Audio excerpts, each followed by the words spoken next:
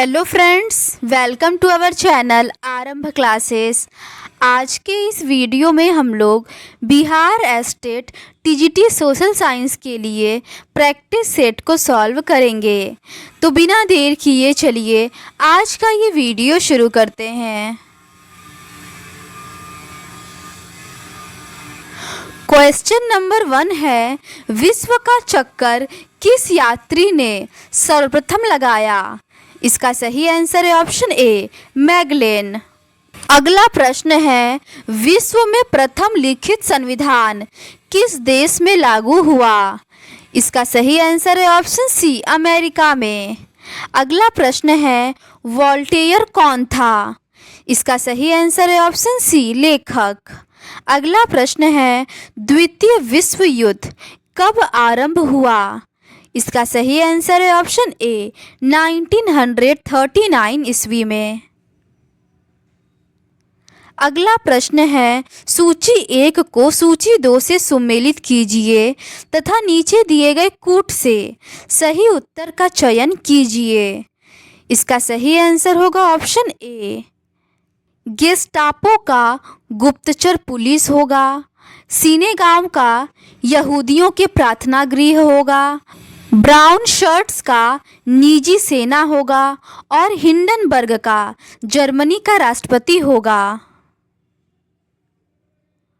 अगला प्रश्न है, भूमिज विद्रोह कब हुआ था?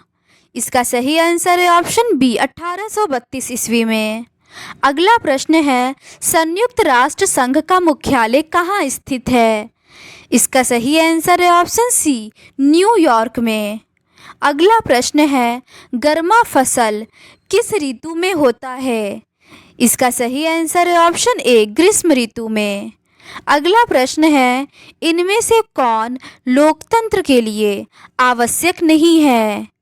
इसका सही आंसर है ऑप्शन सी, न्यायालय पर किसी व्यक्ति का नियंत्रण हो। अगला प्रश्न है, लोकतांत्रिक संविधान में इनमें से कौन सा प्रावधान नहीं रहता?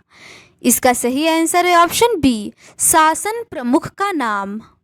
अगला प्रश्न है, निम्नलिखित में से कौन सी लोकतांत्रिक चुनाव की न्यूनतम शर्त नहीं है?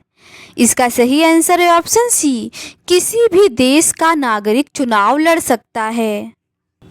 अगला प्रश्न है, अगर आपको भारत का राष्ट्रपति चुना जाए तो आप निम्नलिखित में से कौन सा फैसला खुद कर सकते हैं? इसका सही आंसर है ऑप्शन सी, दोनों सदनों द्वारा पारित विधेयक पर पुनर्विचार के लिए कह सकते हैं। अगला प्रश्न है, इनमें से कौन सी स्वतंत्रता भारतीय नागरिकों को नहीं है? इसका सही आंसर है ऑप्शन डी, संविधान के केंद्रीय मूल्यों का विरोध करने की स्वतंत्रता। अगला प्रश्न है, निम्नलिखित में से कौन सी रेखा भारत के लगभग मध्य से होकर गुजरती है? इसका सही आंसर है ऑप्शन सी, कर्क रेखा। अगला प्रश्न है, प्रशांत महासागर प्लेट की गति है? इसका सही आंसर है ऑप्शन बी, 5 से 18 सेंटीमीटर। अगला प्रश्न है, सांगपो किस नदी का उपनाम है? इसका सही आंसर है ऑप्शन बी, ब्रह्मपुत्र नदी का। अगला प्रश्न है, निम्नलिखित में से कौन भारतीय जलवायु को प्रभावित करने वाले कारक हैं? इसका सही आंसर है ऑप्शन डी, उपर्युक्त सभी, अक्षांश, ऊंचाई और वायु दाब एवं पवन। अगला प्रश्न है, भारत में न्यूनतम क्षेत्रफल वनावरण वाला राज्य है? इसका सही आंसर है ऑप्शन बी, हरियाणा। अगला प्रश्न है, वर्ष 2011 की जनगणना के अनुसार सर्वाधिक जनसंख्या घनत्व वाला राज्य है? इसका सही आंसर है ऑप्शन सी, बिहार। अगला प्रश्न है, भूटान में औसत वार्षिक वर्षा होती है? इसका सही आंसर है ऑप्शन सी, 250 सेंटीमीटर। अगला प्रश्न है, श्रीलंका की आकृति कैसी है? इसका सही आंसर है ऑप्शन बी, अंडाकार। अगला प्रश्न है, सिंधु नदी बहती है? इसका सही आंसर है ऑप्शन सी, उत्तर से दक्षिण की ओर। अगला प्रश्न है, रैखिक मापक को और किस नाम से जाना जाता है? इसका सही आंसर है ऑप्शन ए, सरल मापक। अगला प्रश्न है, आपदा आने पर निम्नलिखित में से कौन सा कार्य करना चाहिए? पहला है आपातकालीन क्रिया केंद्र को चालू करना, दूसरा है पारस्परिक सहायता व्यवस्था को विकसित करना, तीसरा है आपदा प्रबंधन योजनाओं को कार्यरूप देना। कूट का प्रयोग करते हुए सही विकल्प का चयन कीजिए। इसका सही आंसर है ऑप्शन सी, पहला और तीसरा। अगला प्रश्न है, भोपाल में रासायनिक गैस रिसाव कब हुआ था? इसका सही आंसर है ऑप्शन ए, 1984 में। अगला प्रश्न है, ग्रामीण स्तर पर आपदा प्रबंधन समिति में कितने सदस्य होते हैं? इसका सही आंसर है ऑप्शन डी, 8। अगला प्रश्न है, निम्नलिखित में से कौन उत्पादक है? इसका सही आंसर है ऑप्शन ए, बढ़ई। अगला प्रश्न है, चीन की संसद का क्या नाम है? इसका सही आंसर है ऑप्शन डी, राष्ट्रीय जन संवाद। अगला प्रश्न है, शहरी क्षेत्र में व्यक्तियों को प्रतिदिन कितनी कैलोरी भोजन की आवश्यकता है? इसका सही आंसर है ऑप्शन बी, 2100 कैलोरी। अगला प्रश्न है, बिहार वासियों के जीवन निर्वाह का मुख्य साधन है? इसका सही आंसर है ऑप्शन सी, कृषि। अगला प्रश्न है, राज्य में सरकार के कार्यपालिका व विधायिका के संदर्भ में निम्नलिखित कथनों पर विचार कीजिए। उपर्युक्त कथनों में से कौन सा कथन असत्य है? इसका सही आंसर है ऑप्शन डी, इनमें से कोई नहीं। मुख्यमंत्री और विभिन्न विभागों के मंत्री ही कार्यपालिका कहलाते हैं। सारे विधायक जो विधानसभा में एकत्र होते हैं विधायिका कहलाते हैं। विधायिका सरकार के कार्यकारी हिस्से को काम करने का अधिकार देती है और फिर उनसे कार्यों की जांच भी करती है। विधायक सदन में बहस करते हैं, सवाल पूछते हैं, क्योंकि विधायक सामूहिक रूप से सरकार के काम के प्रति उत्तरदायी होते हैं। अगला प्रश्न है, गैरिबाल्डी पेशे से क्या था? इसका सही आंसर है ऑप्शन डी, नाविक। अगला प्रश्न है, साम्यवादी शासन का पहला प्रयोग कहाँ हुआ? इसका सही आंसर है ऑप्शन ए, रूस में। अगला प्रश्न है, हिंद चीन में बसने वाले फ्रांसीसी कहे जाते थे? इसका सही आंसर है ऑप्शन सी, कोलोन। अगला प्रश्न है, असहयोग आंदोलन का प्रस्ताव कांग्रेस के किस अधिवेशन में पारित हुआ?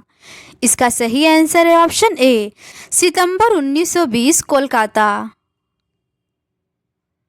अगला प्रश्न है, 1917 ईस्वी में भारत में पहली जूट मिल किस शहर में स्थापित हुआ?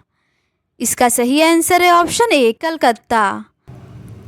अगला प्रश्न है, एक प्रतियोगी एवं उद्यमी प्रवृत्ति से प्रेरित किस प्रकार की अर्थव्यवस्था लागू की गई? इसका सही आंसर है ऑप्शन बी, मुद्रा प्रधान अर्थव्यवस्था। अगला प्रश्न है, गिरमिटिया मजदूर बिहार के किस क्षेत्र से भेजे जाते थे? इसका सही आंसर है ऑप्शन बी, पश्चिमी क्षेत्र से। अगला प्रश्न है, गुटेनबर्ग का जन्म किस देश में हुआ था? इसका सही आंसर है ऑप्शन बी, जर्मनी में।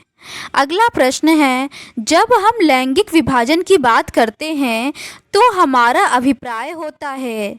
इसका सही आंसर है ऑप्शन बी, समाज द्वारा स्त्रियों और पुरुषों को दी गई असमान भूमिकाएं।